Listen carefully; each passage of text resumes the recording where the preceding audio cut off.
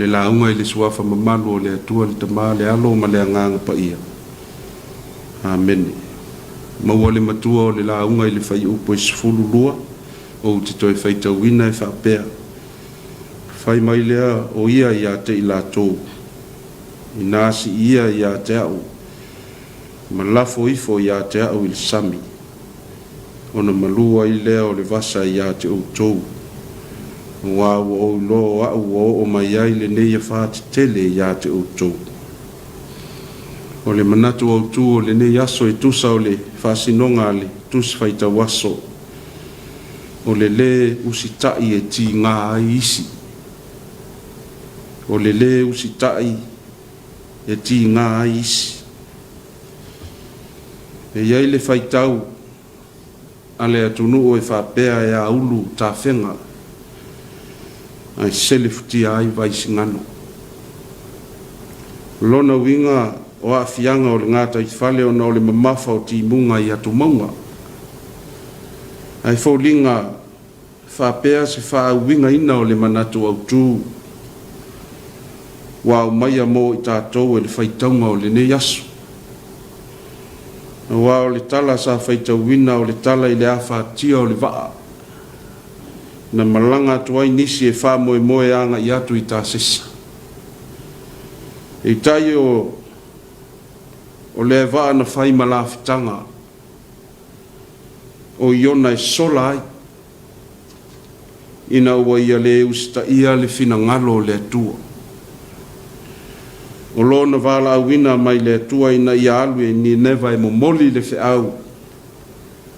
Ina ia tau atu ia i tangata o ni neva alato wang sala wo ae i luma o le li i le tua. Pei tai wa le whaalongo ma le ustai le perofeta i lona wala awina. Le ala leo lona sola ese ma li liu ese mai le whaia o le finangalo o le tua. Au le mea lava ua ngalo ia iona po fea lava e sola ia. E le mawhai lava o na lilo ia i le silofanga le atua. Mai mai upo le whai salamo o te alu e i whea i lo nganga. O te sola i whea i o luma. A whai o te arua e i le langi o iai lava oe. A whai o te whafola so moenga i se o li whauta o iai lava oe. A whai e whai a mo aua pa au o le tai au. Mau nofo i le tuluinga o le sami. E tai mai a te au i lea lava mea e lo au. E tā ofi mai foi a te au lo au tamtau. Le atua e silo fia mea uma. Ma o le atua e iai so se mea na i whaia. O lona au e na te tai mai ma lawe ai mai tātou i mea e tinga ai. Le malosi leo le au tai o le atua. Na lima tai ina ai ona po fea lava na ngai ai. O fea na sola ai. Na sola lava i au le atua. E lei mawhai o na lilo ia. I le silafanga pa ia le atua. Ai mai watu uifo i le li le matangi te tele i le vasa. O na wha te tele ai lea se manu a le petia le vaa. O mata tau ma fefefe i la tau o fe meme ai ma tu fisidi o le a se mafu anga o le nei mea o tupu. Ai o loo moe ngase i ona i tutonu o le vaa. O i loe i ona o ia le whapongai. O le a whatia o le malanga. Pai maila na ungani ane i le au malanga. I nasi ia i a te au. Ma lafo ifo i a te au i le sami. O na malua ai leo le vasa i a te utou. Le au malanga na se manua whano i le vasa. Ona o le usi tai ma le fia whaalongo i le si ufofonga o le atua. Ao se fe au wha manatu fo i leo le tala le leimo i tātou le atunu pele. Ao tātou sa uni fe au le nei aso. Ia tātou mana tua o le tasi lea vaenga tā ua o le soifua ma le ola vala awina o le ola usi usta. A o le ola usi usta i o le tasi lea fua o le anganga. E ao na fua ina mai o tātou o langa o so uma. Le anga o le fina ngalo lea o le atua mo i tātou. A o le ola le usi ustai. E a fua ai o na tutupu whawhita auli. Ma whainga tā i lo soifua ma lo tātou ola. Upua Samuelu ia saulo ina ua uma o na wha umatia amaleka. Tusa ea o na fia o le li i taulanga mō ma taulanga. I lono fia i le whaalongo i le siu fonga o le li.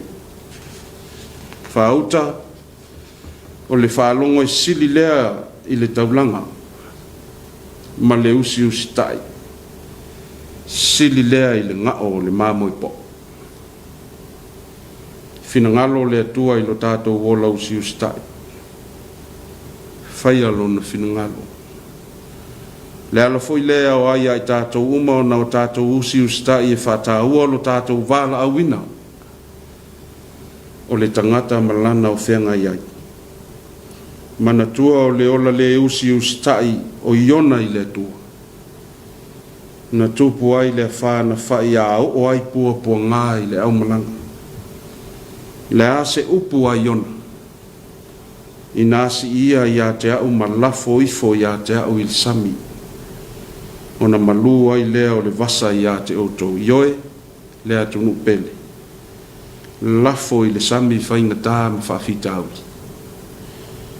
Lafo i le sami le ola whea i nai ma le ola whe fuli tuai. O le feita ngai ma le whe upu ai. Lafo i le sami le ola leu stai ma le ola le whalongo. O na malu ai leo le vasa o la tāwho langa Samoa o whaia nei.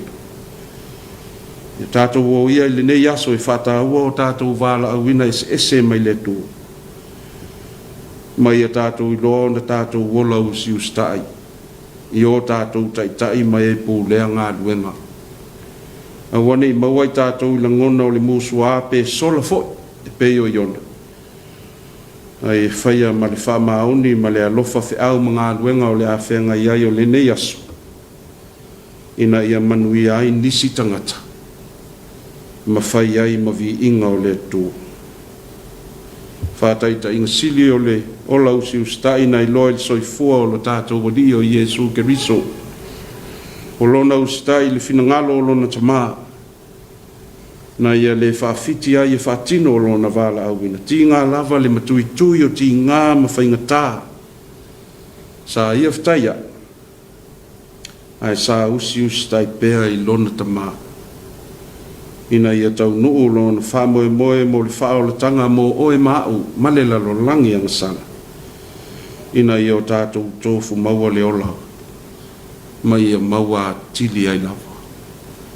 Ia manu ia tele le ne yaso i au mga luenga ono o Yesu.